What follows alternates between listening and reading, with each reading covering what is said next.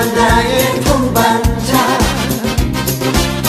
내 생애 최고의 선물, 당신과 만남이었어.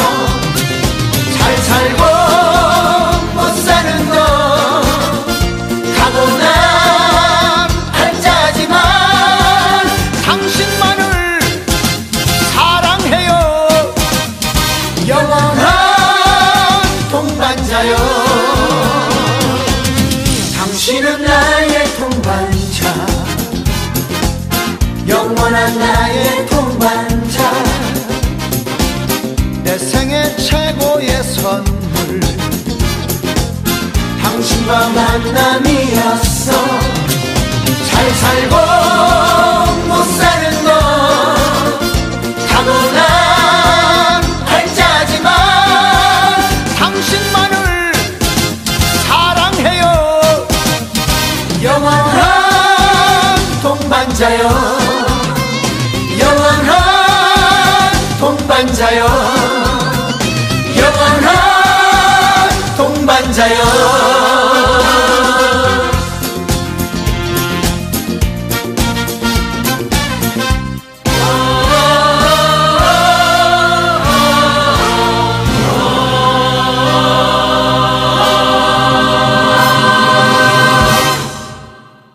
사실 남편과 아내가 이렇게 만나서 이 수많은 이 세상의 사람들 중에서 한 사람 한 사람 이렇게 만나가지고 둘이 동반자로 산다는 건 이건 정말 기적과 같은 일입니다. 그렇죠? 여러분이 태어날 때부터 기적을 맛봤는데 이 수많은 사람들 중에서 딱 한 사람을 만나서 이렇게 산다는 것도 기적이에요. 그게 우리에게 최고의 선물, 최고의 기적은 또 예수님이죠.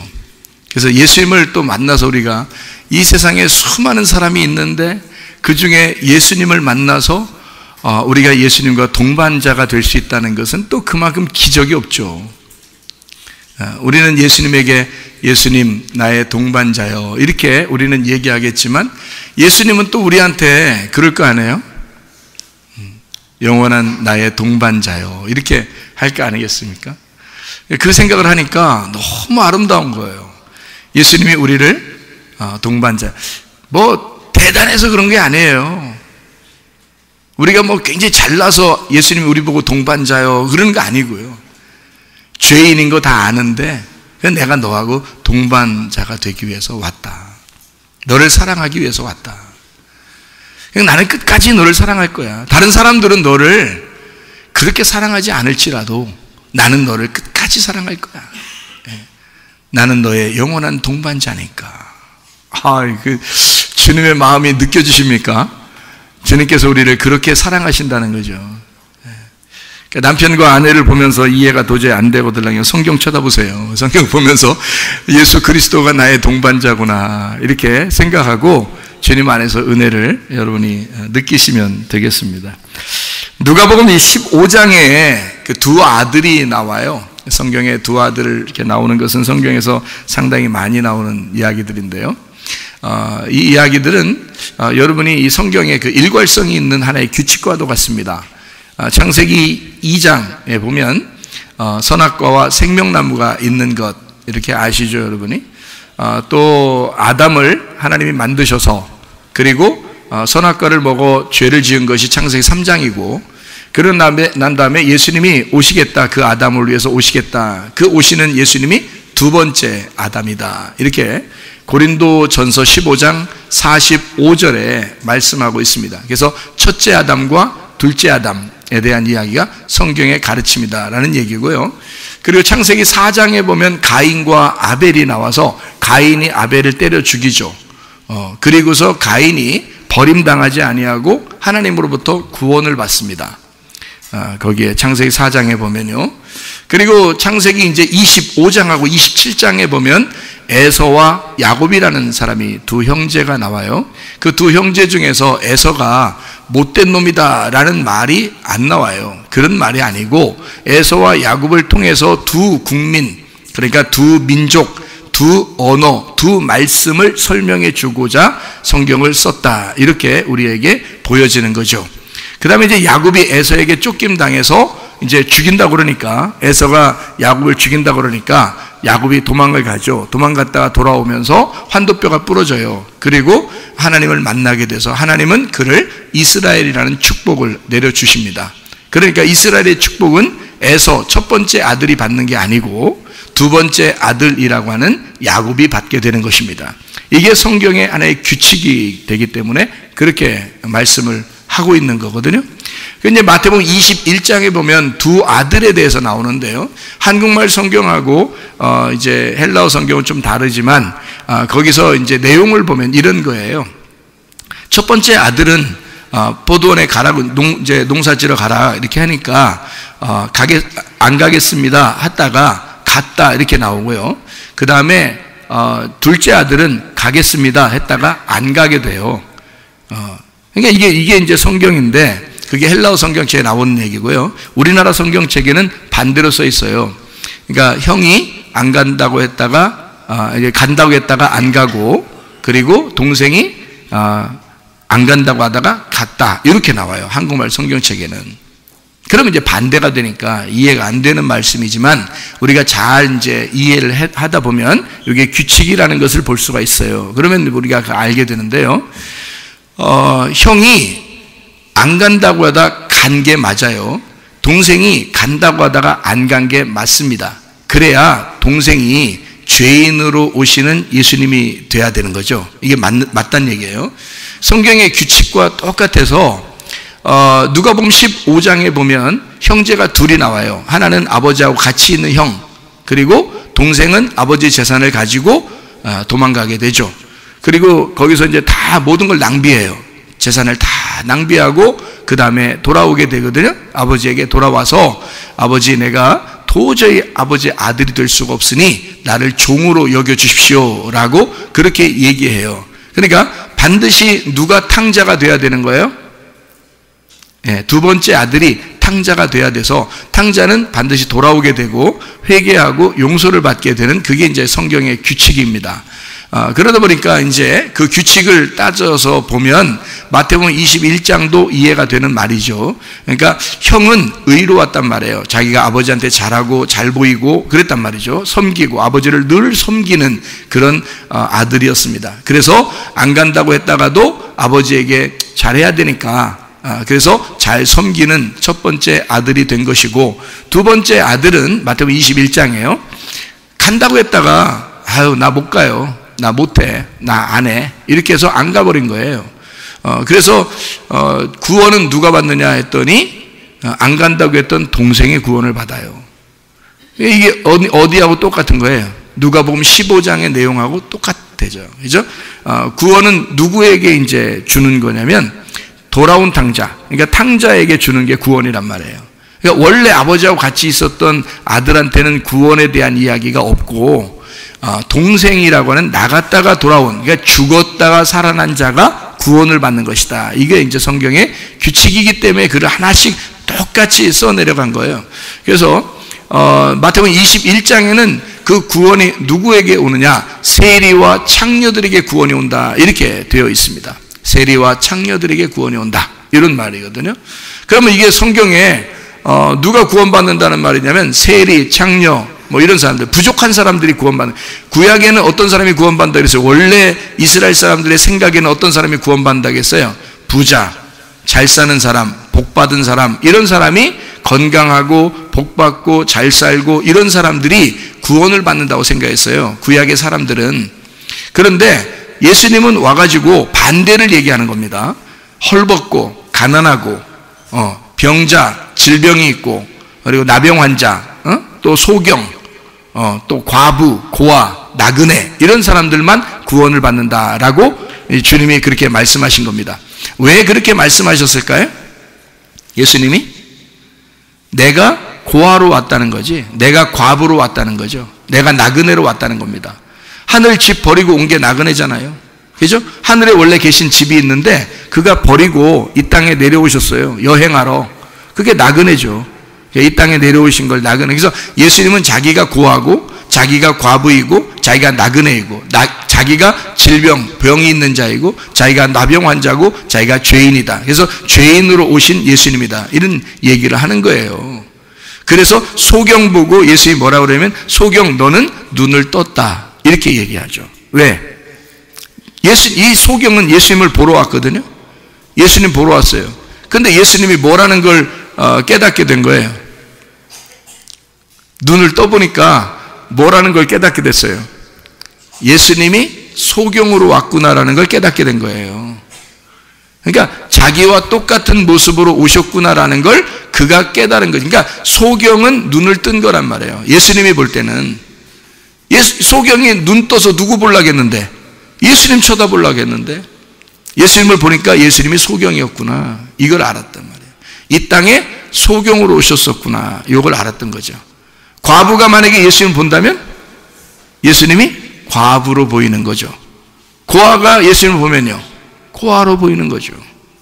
아버지를 떠나 아버지 없는 것처럼 이 땅에 사시는 고아처럼 보이는 거죠. 그렇게 이 땅에 예수님이 오셔가지고 마치 그 남편 잃은 그 과부처럼 그렇게 이제 홀로 사시는 그런 모습들을 이제 보게 된 거지, 그죠?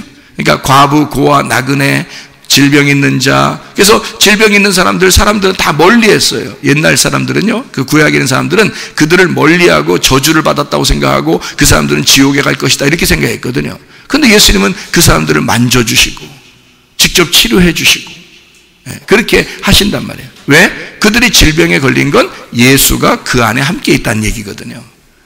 병이 있다는 얘기는, 문제가 있다, 막 자기가 어려움이 있다 그 말은 그 속에 예수님이 같이 있다는 얘기거든요. 예수님이 그것 때문에 오셨는데요. 근데 사람들이 건강하다고 이 사람들, 그러니까 예수님의 생각하고 완전히 반대가 된 거죠.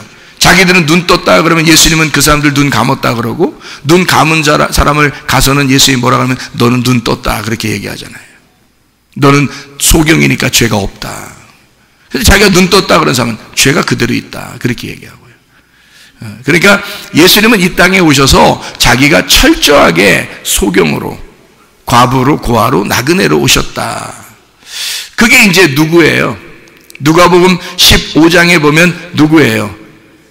탕자로 오셨다 그 말이죠. 탕자로 오셨다. 그러니까 탕자는 누군데?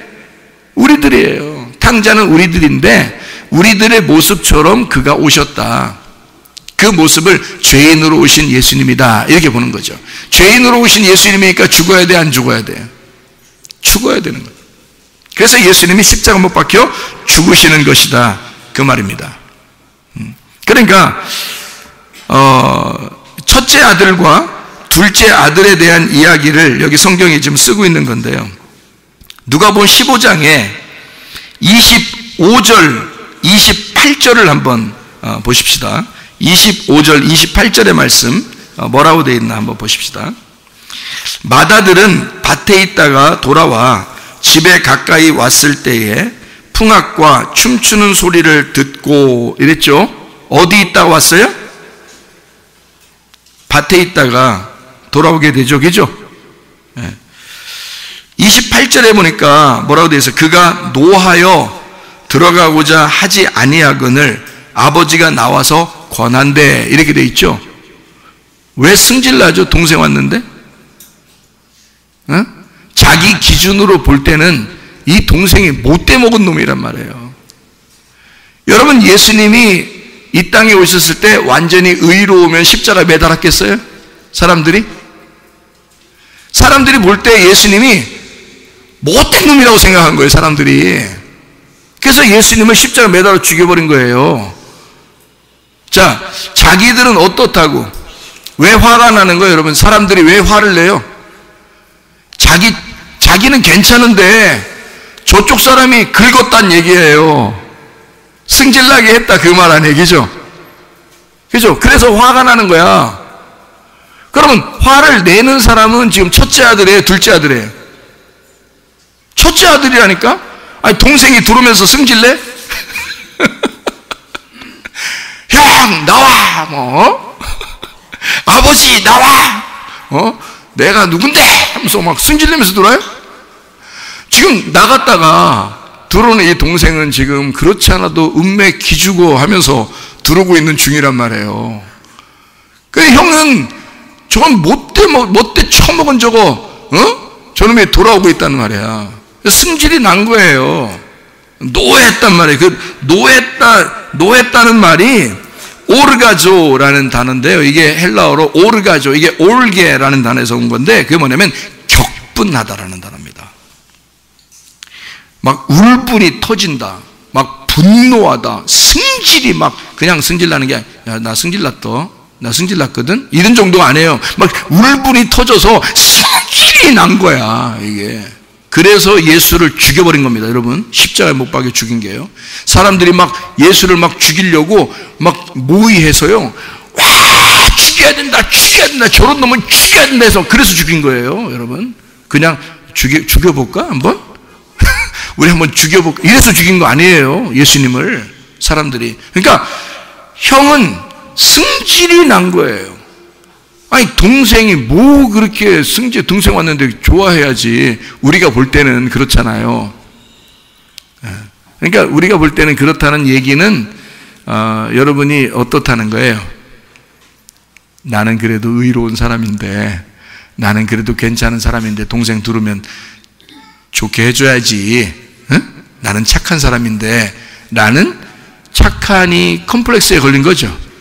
자기들이, 교회 다니는 사람들이 굉장히 안 좋은 게 하나 있는데 그게 바로 뭐냐면 착하니 컴플렉스 걸린 거예요. 착한 척 해야 된다는 거. 교회 다니는 사람들이 어디 가면 꼭 착한 척 해야 된다는 거. 그게 힘들어. 그게 힘들어. 교회 다니면 꼭 착한 척 해야 돼? 착한 척 하지 마세요. 교회 다닌다고 착한 척을 해야 되냐고. 그냥 착한 사람 되시라고. 무슨 말인지 알아요, 이거? 착한 척 하지 말라고. 자기는 안 착한데, 속에는 착한 거 없는데 착한 척하고 돌아다니지 말라고. 솔직하라고. 솔직해가지고 자기가 속에 나쁜 놈이면 나 나쁜 놈이야 얘기하세요. 그냥 나 아직도 더러운 놈이야 얘기하세요.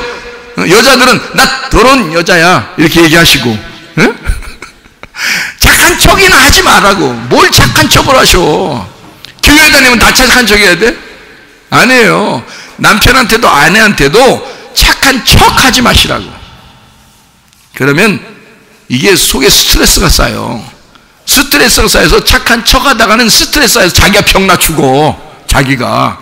여러분, 승질 내는 사람이 병이 덜 걸려요. 승질 내는 걸 받아 먹는 사람이 병 걸려요. 여러분, 잘 생겨서.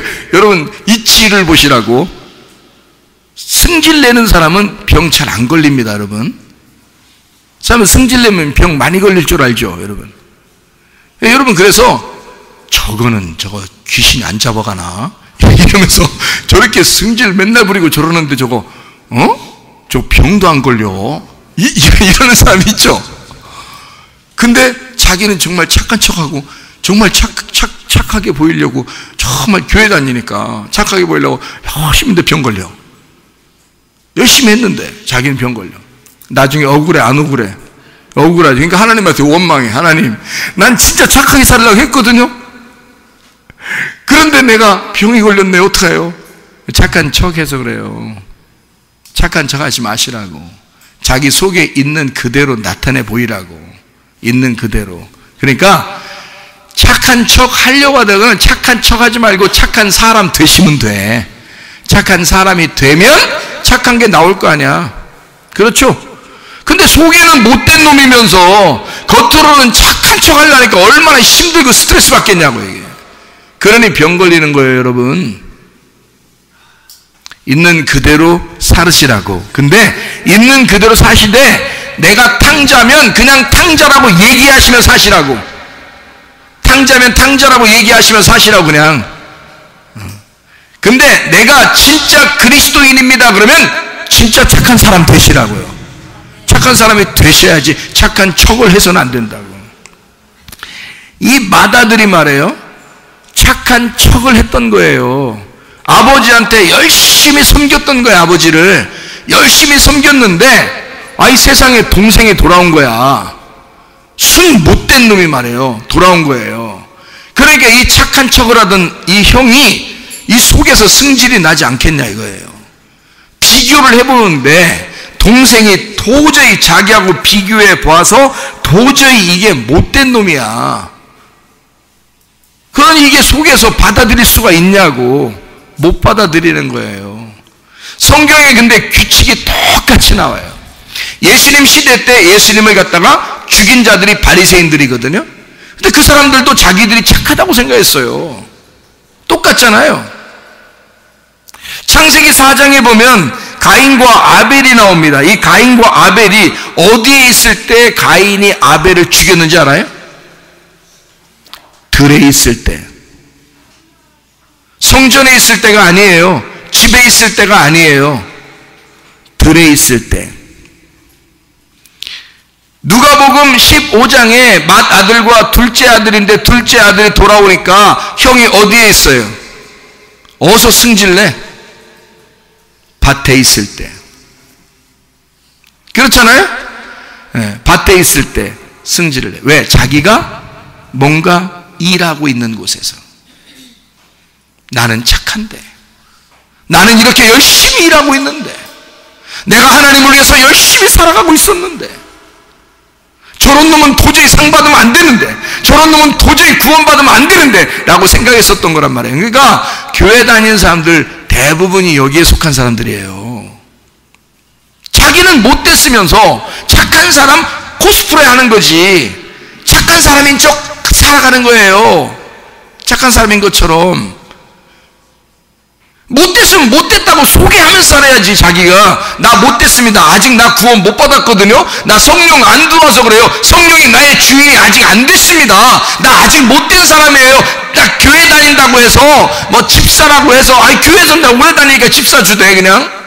응? 나 사골세빵 살려고 그랬는데 자꾸 집사 주더라고. 집사를 주더라고. 그래서 집사를 할 수 없이 받았거든요. 그래서 그냥 집사로 살고 있지만 사실 나는 아직도 못된 놈입니다. 아직도 나는 탕자고 아직도 나는 죄인이에요. 이렇게 소개를 하면은요, 다른 사람들이 저 사람 진실하구나. 교회 다니는데도 교회 다닌다고 다 착한 게 아니라 자기는 탕자구나 라는 걸 소개하니까 저 사람 진실하다 이렇게 할 거 아니에요. 근데 교회 다니는 사람 다 어디에 착한 척 한다고 사람들한테. 근데 뒤에서 이면에 보면 가면 쓰고 행동했던 것을 알 수가 있다는 거죠. 그러면 그냥 너 못된 놈이지 뭐. 나쁜 놈이에요. 그렇게 되면. 야, 저거 앞뒤가 달라. 저거 겉에서 하는 행동하고 뒤에서 하는 행동이 달라. 저 교회에서 말이야, 목사님 앞에서 성도들 앞에서 착하게, 집에 와서는 개판 5분 전이야. 그러니까 5분만 지나면 개판 돼. 그렇게 살아가고 있으면 이게 완전 가면 쓴 거 아닙니까? 가면을 쓴 사람들이 외식이라는 거예요. 그게 가면 썼다 그래서 외식이라고. 그 사람들이 뭘 누가 잘하냐면 그걸 바리새인들이 그걸 잘하는 거예요. 가면 벌써 제끼라고. 가면 어떻게 할 때 벌써 제끼는 줄 알아요? 가인이 아벨 들에서 가인이 아벨 때려 죽이면 그런 가면 벌써 제끼는 거야. 아벨의 핏소리가 땅에 박히면서 아벨의 핏소리가 땅에서 울려 퍼지면 하나님이 그 소리를 들을 때 가면이 벗겨지는 거야. 그럴 때 가인이 깜짝 놀라는 거예요. 내가 아벨을 죽이다니. 그것도 들에서, 내가 농사 짓는 곳에서, 내가 하나님 앞에 예배드린 장소에서 내가 아벨을 죽이다니. 그가 예수였다니. 내가 죽인 동생이 예수였다니. 세상에, 그게 예수였다니. 그걸 알고 가인이 나 어디 가든지 나 죽을 것 같아요. 나 어디 가든지 용서 못 받고 지옥 갈 것 같아요. 그랬더니, 그렇게 회개했더니요, 하나님이 또 금방, 하나님은 좀 참다가, 그래, 그런 생각 좀 한 20년만 가져봐, 이렇게 하지 않으시고 딱 그런 생각을 딱 가졌더니 말이에요, 하나님이 오늘 내가 그럼 용서해 줄게. 또 금방 그래요. 또 하나님은. 아이고, 하나님 진짜 뭐가 없어? 뭐가 없어? 하나님 뭐가 없어? 이 쓸개가 없으셔. 그냥 그 쓸개 빠진 뭐 이런 게 있잖아. 쓸개 빠진 뭐 녀석처럼 살아. 되게. 그래서 비둘기가 말해요, 비둘기가 쓸개 빠져 있다네? 예? 쓸개 빠져 있다네? 그래서 비둘기가 참 선하게 보이고 착하게 보이는가 봐. 여러분, 그 비둘기가 여러분 여기 동네 이렇게 앞에 보면요, 옥상이나 이런 데서요 앉아 있다가 밑으로 툭 떨어져 죽은 거 봤어요? 그런 거 못 봤으면 그 말을 하지 마세요. 그런 거 저는요 지나가다 깜짝 놀랐다니까. 뭐가 위에서요 돌멩이 떨어지는 줄 알았어. 위에서 푹 떨어져 비둘기가요. 예, 옥상에서 그냥 우리 앞으로 툭 떨어져요. 깜짝 놀라지 뭐. 죽어 있는 거예요. 그 왜 그런가 봤더니 이렇게 모르겠어요. 사람들 얘기가 왜 그런가 봤더니 사람들이 이렇게 주는 과자 같은 거, 음식 쓰레기 뭐 이런 거 있잖아요. 이거 주워 먹잖아요. 이 동네에 있는 비둘기들은 그런 거 주워 먹는다고. 그러면요 이게 속에서 감당을 못해. 그래서 갑자기 급사하는 겁니다. 그래서 이 비둘기가 나는 이런 거 먹어서는 차라리 죽는 게 낫다. 그래서 스스로 결정을 하는 거야. 옥상에 이렇게 앉아 있다가 내가 오늘 그냥 하직하자 인생을. 내가 오늘 세상을 끝내자. 그래서 위에서 이렇게 있다가 그냥 갑자기 핑 도는 거지. 이제 왜냐면 이상한 거 자꾸 처먹었으니까 자기가 이런 거 먹어서는 도저히 내가 살아갈 수가 없다. 난 이런 거 먹으면 살아가면 안 된다. 그래서 스스로 자기가 내가 오늘 하직한다. 그래서 자기가 자기의 운명을 끝내는 거예요. 사람들은 깜짝 놀라지. 그것 때문에 놀래서 또 자빠져. 응? 그러니까 이 비둘기가 뭐냐? 비둘기는 쓸개 빠진 놈이에요. 이 비둘기가. 그래서 성경에 비둘기를 성령이라 그러는 거예요. 그래서 쓸개가 없대요. 비둘기는 그리고요 앞에만 쳐다본다네. 비둘기는 단파예요. 눈이 옆을 못 봐요. 우리는 지금 제가 여러분 쳐다보면서 이렇게 설교하잖아요. 여러분이 지금 저 쳐다보잖아요. 저 쳐다보고 설교 듣는 것 같잖아요. 옆에 다 봐요. 앞에 이렇게 쳐다보면서도요 옆에가 다 보여. 예. 뒤는 잘 안 보이는데 하여튼 옆에 다 보여. 그래서 운전할 때도 앞에만 쳐다보는 것 같잖아요. 초보 운전은 이렇게 합니다. 아줌마 있잖아요. 이런 사람은 장갑 끼고 또 하얀 장갑 껴. 그래 하얀 장갑 끼고서 운전대 잡고서요 앞에만 딱 쳐다보고 오직 전진만 합니다. 이렇게 전진. 응? 그런데 보통 이제 운전 오래 하고 이러면 어떻게 돼요? 그냥 뒤로 의자 뒤로 확 제껴가지고 이렇게 누워서 이렇게 운전하면 이렇게 운전하면서 다 보여. 이게 옆에 다 보여. 오래되니까 다 보여. 근데 비둘기는요 옆에가 안 보인대요. 딱 앞에 자기가 보는 것만 딱 하나 물체들만 탁탁 보인답니다. 그래서 비둘기 잡으려면 뒤에서 이렇게 가면 모르는 거예요. 앞에만 딱 그러니까 이 앞에만 딱. 그래서 이 비둘기만큼 여러분 고개 많이 흔드는 새가 별로 없어. 계속 움직여. 계속. 왜 계속 이렇게 움직여 새가? 이 비둘기가. 여러분 비둘기 가서 쳐다보세요. 어떤가? 계속 움직여 이게 왜 그러면 여기 이렇게 여기 보이고 이렇게 여기 보이고 이렇게 여기 보여. 그래서 자꾸 이렇게 움직이는 거 이거 보이는 거 보려고 그렇게 해야 고기만 딱 보이니까 그러는 거예요. 비둘기가 말해요. 그리고 곡식새입니다. 곡식새예요. 그래서 비둘기는 곡식을 먹어야 돼요. 육식을 먹으면 안 되거든요. 근데 요즘에 아이들이 막 과자 같은 거 주고 막 이러잖아요. 이상한 기름 같은 거 섞이는 거 이런 거 주잖아요. 비둘기가 그래서 죽는 거예요. 여러분, 비둘기는 곡식새입니다. 그래서 곡식을 먹어야 되거든요. 그래서 곡식 같은 것만 딱 줘야 되는데 비둘기가 다른 걸 먹어. 동네 비둘기들은. 그래서 동네 비둘기들이 그냥 자기 인생을 그냥 끝내는 거예요. 곡식만 줘야 되거든요. 곡식새니까. 자, 우리는 비둘기와 같이 하나님의 성령이 우리 안에 들어오잖아요. 그럼 우리는 하나님 말씀만 먹어야 돼. 순수하게 하나님 말씀만. 그리고 오직 예수님만 쳐다봐야 돼. 하나만 딱 쳐다봐야 돼. 말씀만 딱 쳐다봐야 돼. 이렇게. 그래서 비둘기처럼. 그리고 쓸개 빼놓고 다녀야 돼. 한마디로 말하면 승질 안 나야 돼. 왜 이렇게 승질이 자꾸 나? 그러니까 승질만 안 내면 기독교인, 그리스도인의 생활, 교회 생활을 반 이상은 성공한 거예요. 승질만 안 내면. 근데 여기 마다들은 보니까 뭐예요? 승질 났어요. 노했다 그랬습니다. 그게 뭐라고요? 그냥 울분이 터져버려진 거예요. 나는 아버지에게 열심히 일했는데, 아니 저렇게 죄인 아무것도 안 하고 오히려 아버지 거 가지고 가가지고 다 낭비해버린 저 아들을 갖다 아버지가 그렇게 안아주고 뽀뽀해주고 옷을 새로 입히고 막 송아지 잡고 가락지를 껴주고, 가락지가 뭐 몇 개씩 돼? 가락지가 도장인데 옛날에 그 시대는 도장이에요. 도장이니까 이 도장이요, 도장을 딱 둘째 아들한테 주면 첫째 아들한테 줄 도장이 없어. 그 도장이 지금으로 말하면 인감 도장이에요. 그래서 손에 끼고 다니는 거예요, 그 부자들은. 그래서 그 도장을 이렇게 주잖아요, 둘째 아들한테. 그러면 첫째 아들은 상속을 못 받는 거예요. 둘째 아들이 상속받는 거예요. 왜 그렇게 아버지는 막 가락기 쪄주고 막 옷도 새로 입혀주고 송아지도 잡고 막 왜 그런 거예요 도대체? 이 둘째 아들이 죄인이었잖아. 죄가 뭔지를 알잖아. 탕자였잖아. 교회를 다니다 교회를 떠나봤잖아. 세상이 어떤 생활인지 알았잖아. 그래도 마음이 그렇게 막 즐겁고 세상에서의 즐거움은 진짜 즐거움이 아니라는 걸 알았잖아. 세상에서 내가 아버지에게 돌아가야 되는데, 내가 아버지에게 결국 돌아가야 되는데, 내가 하나님 아버지에게 다시 돌아가야 되는데, 내가 다시 교회로 돌아가야 되는데 라고 계속 생각하고 살았잖아.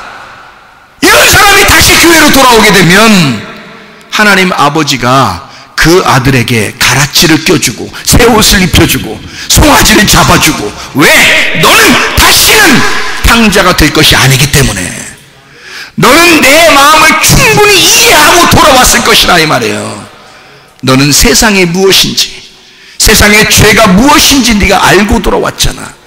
아버지에게 돌아왔으니 너는 다시는 떠나가지 않을 거야. 너는 그 믿음을 끝까지 지킬 거야. 너는 진짜 나의 상속자가 될 거야. 너는 진짜 천국 갈 때까지 변함이 없을 거야. 그게 둘째 아들이란 말이에요.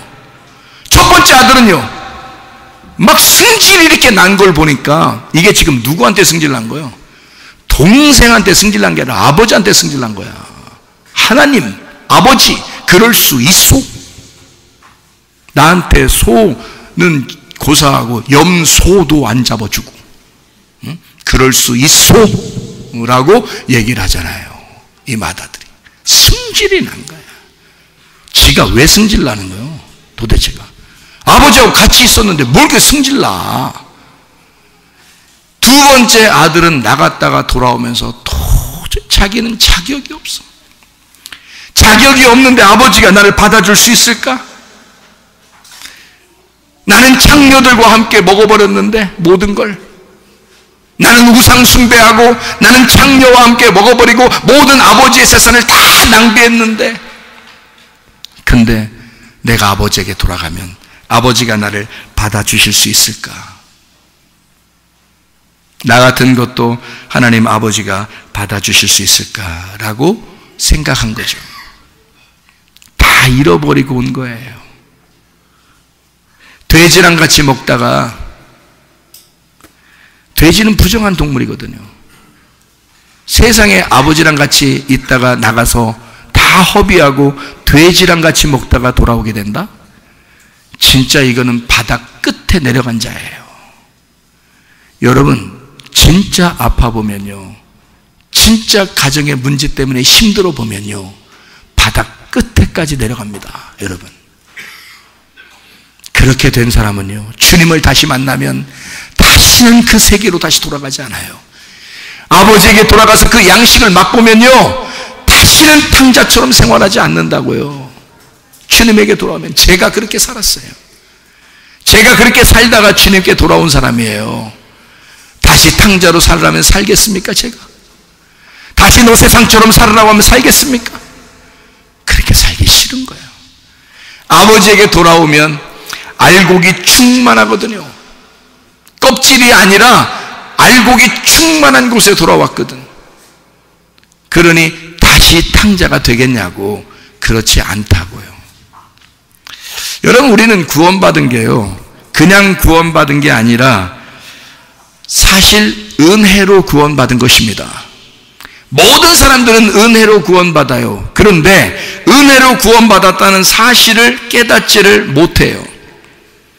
그래서 자기가 율법을 치지 못하고 울타리를 치지 못하고 방종하면서 마음대로 살아갑니다. 근데 이 두 번째 아들, 돌아온 탕자는요, 이 아버지에게 왔을 때 아버지가 그렇게 받아들였어요. 뭘 알기 때문에 그래요? 이 아들은 다시는 믿음을 저버리지 않는다는 사실을 알았기 때문에 그런 거예요. 이 아들이 그렇게 하겠냐고요? 안 한다고요. 그거를 아버지가 아는 거야. 이 탕자의 마음을 아는 거예요. 탕자는요, 아버지 마음을 알아서 온 거예요. 아버지 마음을 알게 되는 거예요. 그러면 이 탕자가 다시 그렇게 돌아가겠냐고. 안 돌아가죠? 그러니까 상속을 해주는 거예요. 너는 끝까지 나를 버릴 자가 아니다. 너는 끝까지 나와 함께 천국에서 누릴 자이다. 근데 맏아들은 나가본 적이 없어요. 나가본 적이 없으니까 언제 나갈지 몰라. 그래서 여기서 맏아들과 둘째 아들을 성경은 우리가 어떻게 봐야 되냐면, 내가 맏아들인데 둘째 아들로 나갔다가 다시 돌아온 사람이 돼야 된다, 이렇게 봐야 된다는 것입니다. 성경을 보세요. 그래야 가인과 아벨의 이야기가 맞죠. 가인이 아벨을 죽이고 가인이 다시 구원을 받는 게 아벨의 죽음 때문에 구원을 받는 거란 말이에요. 이해가 돼요? 그게 첫째 아들과 둘째 아들에 대한 이야기고, 우리는 선악과를 먹어서 죄를 지은 우리가 생명나무 열매를 먹어서 구원을 받는다는 사실, 그 생명나무가 왜 온 건데요? 선악과 먹고 죽는 사람들 때문에 생명나무가 있는 거예요, 여러분. 그래서 그 생명나무를 먹은 자는 선악과를 먹지 않고 생명나무 먹으면 그냥 살고 있는 거지. 그렇지만 선악과를 먹어보고 그 다음에 생명나무 먹은 사람은 다시 선악과를 안 먹는다는 거지. 이해가 되십니까? 그러니 여러분과 제가 그리스도에게 왔어요. 아버지에게 돌아왔어요. 다시는 우리가 죄를 질 수가 있겠느냐, 그 말이에요. 무슨 말인지 알겠어요? 주님의 은혜를 받은 자가, 주님의 복음을 받은 자가, 자기가 돼지 주엄열매, 돼지 껍질을, 돼지 알곡의 그 껍질을 먹고 있었던, 곡식의 껍질을 먹고 있었던 자기가 아버지에게 돌아온 것은 알곡 먹으러 돌아온 거거든요. 알곡 먹으러 돌아와 놓고 다시 껍질 먹으러 가겠느냐, 그 말이에요. 안 그렇죠? 여러분과 제가 주님의 은혜를 받은 자들입니다. 에베소 2장 8, 9절의 말씀 보니까, 너희가 그 은혜를 인하여 믿음으로 말미암아 구원 얻었나니 이것이 너희에게서 난 것이 하나님의 선물이라. 행위에서 난 것이 아니 누구든지 자랑치 못하게 하려 함이니라. 은혜를 받아서 구원받아 온 거라고요, 우리가. 그러니까 그 은혜를 깊이 돌아온 탕자처럼 생각하는 사람은 다시는 그렇게 탕자 짓을 하지 않는다는 것입니다. 탕자가 돌아올 때 돼지 껍데기를 먹었어요. 여러분, 그 나라에 흉년이 들었다 그랬거든요. 그러면 흉년 들으면 먹을 게 있단 말이에요, 없단 말이에요? 먹을 게 있단 말이에요, 없단 말이에요? 먹을 게 없단 말이에요. 사람 먹을 게 없는 게 흉년이죠. 그렇죠? 근데 돼지는 먹고 있네. 그럼 뭐야? 껍질이 있다는 얘기는 알맹이도 있어야 된다는 얘기 아니에요. 잘 생각해요. 사람이 못 먹는 거를 흉년이라 그러잖아. 그런데 돼지가 먹고 있어. 그래서 돼지 먹는 걸 뺏어 먹었대. 그러다가 자기가 비참해서 아버지에게 돌아가겠다고 생각했대요. 잘 생각해보나 봐요. 그러면 흉년이 들었는데 어떻게 돼지들이 먹는 건 있냐고. 이상하잖아요? 그럼 돼지 잡아먹으면 되겠네? 근데 또 부정해서 못 잡아먹어, 돼지를. 무슨 말인지 알겠어요? 그러니까 부정한 것들은 먹는 게 있어. 껍질, 돼지가 먹는 곡식의 껍질, 그거를 이 탕자가 먹고 있었던 거예요. 그러다가 뭐를 먹고 싶었냐면 알곡을 먹고 싶었던 거야. 자, 뭐에 대한 이야기예요? 그러니까 흉년이 들었다는 얘기는 아모스서에 얘기했던 것처럼 기근이 왔다, 흉년이 왔다는 것은 너희가 양식이 없어서 흉년이 왔다는 얘기가 아니라 뭐가 없다는 얘기? 말씀이 없어서 흉년이 왔다는 말. 말씀이 없어서 흉년이 왔다는 말. 알곡이 없어서 흉년이 왔다는 말. 그러니 이 탕자가 아버지에게 가서 알곡을 먹고 싶은 건 당연한 거지. 아버지한테 가서 껍질 먹고 싶겠어요? 혹시 껍질이나 달라고 그러겠어요? 가서? 아니에요. 알곡 먹고 싶어서. 내 아버지 집에는 양식이 풍족한데, 알곡이 풍성한데 라는 말이에요. 진리의 말씀이 풍성한데, 하나님 아버지의 내용, 그 마음, 그걸 알게 해주는 진리의 말씀이 풍성한데, 우리 성문 침례교회에 와셔서 여기 오셔서도 껍질 먹고 있겠냐고요, 여러분이. 여기 왔으면 알곡을 드셔야 된다고. 하나님 아버지의 마음, 그 내용을 알으셔야 된다고. 알곡을 먹으셔야 된다고요, 여러분이. 껍질 먹는 게 아니라. 그래서 알곡 먹으러 온 거예요. 이 탕자가 그 집으로, 아버지 집으로. 지금으로 말하면 교회에 왜 왔느냐, 우리가 기껏 세상 이야기 들으려고 온 게 아니란 말이에요. 기껏 껍질 먹으러 온 게 아니란 말이에요. 기껏 율법적인 그런 정죄하는 너 탕자니까 너 죄인이야 라고 하는 그 형의 이야기, 그런 이야기나 들으려고 교회 온 게 아니라고요. 그런 이야기 들으려고 아버지 집에 온 거 아니라고요. 형이 그렇게 얘기해도 상관없어요. 아랑곳 하지 않고 자기는 아버지만 만나면 되는 거야. 자기는 아버지 만나면 알곡, 그 알곡만 먹으면 되는 거예요. 자기는 그 진리의 말씀만 내게 주십시오. 아버지의 마음을 주십시오. 아버지의 사랑을 주십시오. 아버지의 생명을 주십시오. 아버지의 치료를 주십시오. 아버지 회복을 주십시오. 그거 만나면 되는 거니까 그 형이 뭐라고 하든 상관없단 말이에요. 우리가 주님 앞에 돌아왔을 때는 주여 나는 이렇게 죄인으로 돌아옵니다.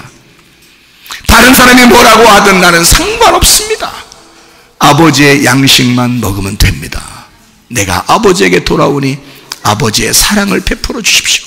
아버지의 치료를 베풀어 주십시오. 아버지의 그 생명을 내게 주십시오. 아버지의 그 진리의 말씀을 내게 주십시오. 내가 아버지에게 돌아왔으니 그 사랑의 하나님이, 나에게 사랑이신 그 하나님이 그 사랑을 전달해 주십시오. 내가 하나님의 사랑을 만나면 되는 거 아닙니까? 다른 사람이 무슨 상관이 있어요? 내가 하나님 사랑을 만나면 하나님의 사랑이 내 속에서 흘러나오게 되는 거죠. 하나님의 생명을 받으면요, 그 생명이 흘러나오게 되는 거죠. 하나님의 진리의 말씀이 내게 오면요, 그 진리의 말씀이 흘러나오게 되는 거죠. 하나님의 마음을 여러분이 알게 되면 하나님 아버지의 마음을 알고 그 아버지의 마음이 흘러나오게 되는 거죠. 그러니 영원한 동반자요, 그렇게 사랑할 수 있지 않겠냐 그 말이에요. 어떠한 사람을 보더라도 아내를 볼 때 나의 영원한 동반자요, 남편을 볼 때 나의 영원한 동반자요, 성도들을 볼 때, 목사를 볼 때 나의 영원한 동반자요, 예수를 볼 때 나의 영원한 동반자요. 당신이 나의 동반자입니다. 그렇게 우리를 서로가 보지 않겠느냐 그 말이에요. 예수 그리스도가 우리를 그렇게 보신단 말이에요. 우리가 그렇게 죄인인데도, 그렇게 여전히 죄를 지을 수밖에 없는 그런 탕자인데도 불구하고 예수님은 우리에게 그렇게 보신다고요. 내가 그런 너를 위해서 죽었어. 그래서 너는 나의 동반자야. 너는 죽을 때까지 내가 너를 사랑할 수밖에 없어. 나는 너를 사랑하기로 결심하고 왔거든. 그래서 자기 아들을 죽이는 거예요. 하나님 아버지가 이 땅에 오셔서. 그래서 두 번째 아들들이 다 핍박을 당하는 겁니다. 성경에서는 두 번째 아들들이. 그가 누구니까? 예수 그리스도시니까. 예수 그리스도는 누구 때문에 왔으니까? 죄인된 창녀와 같은 나에게, 세리와 같은 나에게, 나그네와 같은 나에게, 과부와 같은 나에게, 고아와 같은 나에게, 죄인 같은 나에게, 소경인 나에게 오셨다 그 말입니다. 그런 우리 질병을 가진 나에게, 문제를 가진 나에게, 탕자와 같은 나에게 그런 모습으로 오신 분이 예수란 말이에요. 그를 오늘 이 시간에 기꺼이 그 예수를 죽이시기 바랍니다. 여러분이 그 예수를 죽일 때 여러분 자신이 죽는 거예요. 왜냐하면 그가 나 때문에 오셨고 그가 나로서 오셨기 때문에 그 예수를 철저하게 그렇구나, 예수가 그렇게 죽으신 것은 그런 이유 때문이었구나, 그 예수를 내가 죽이자, 그리고 그 예수를 죽이고 내가 죽자. 그러면 예수가 우리 속에서 부활하는 것입니다. 예수가 우리 속에서 부활하게 되면 다시는 여러분의 탕자의 생활은 다 청산돼 버리는 거예요. 착한 척하는 거 하지 않습니다. 착한 사람이 돼버립니다. 그냥 천국에 갈 것처럼 그렇게 사는 게 아니라 천국이 되어버립니다. 부활한 사람으로서 살게 될 때 그리스도인, 진정한 그리스도인으로서 여러분과 제가 이 일평생을 한 번 사는 인생을 진짜 주님 안에서 살다가 가야 되지 않겠습니까? 빌보 4장 6, 7절 말씀에 아무것도 염려하지 말고 오직 모든 일에 기도와 간구로 너희 구할 것을 하나님 앞에 아뢰라. 그리하면 모든 지각에 뛰어난 하나님의 평강이 그리스도 예수 안에서 너희 마음과 생각을 지켜줄 것이니라. 마음이 둘로 나누어지지 말고 하나가 되어서 진짜 주님에게 돌아와 감사함으로 예배드리는, 누가복음 17장에 10명의 나병 환자가 다 나음을 받았습니다. 다 치료받았습니다. 9명은 돌아오지 않았어요. 1명이 돌아와서 예수 앞에 무릎을 꿇고 예배를 드렸다 그 말입니다. 주님 감사합니다. 그가 뭐 대단한 선물 가진 거 아닙니다. 그냥 예수님에게 왔어요. 주님, 저를 이렇게 치료해 주셔서 고맙습니다. 저를 이렇게 구원해 주셔서 고맙습니다. 감사합니다. 그게 예배란 말입니다. 여러분과 제가 주님 앞에 가져올 게 뭐 있겠어요? 주님, 저는 아무것도 주님께 가져온 것이 없습니다. 그러나 주님 감사합니다. 나 때문에 오신 예수님 감사합니다. 나는 이렇게 세상에서 헛된 인생을 살았지만 주님은 나를 그렇게 의미 있게 나를 보시고 있었구나. 우리는 이렇게 헛되게 인생을 살았지만 하나님은 그 나를 그렇게 진정으로 받아들이고 진정으로 의미 있게 나를 생각하고 계셨구나.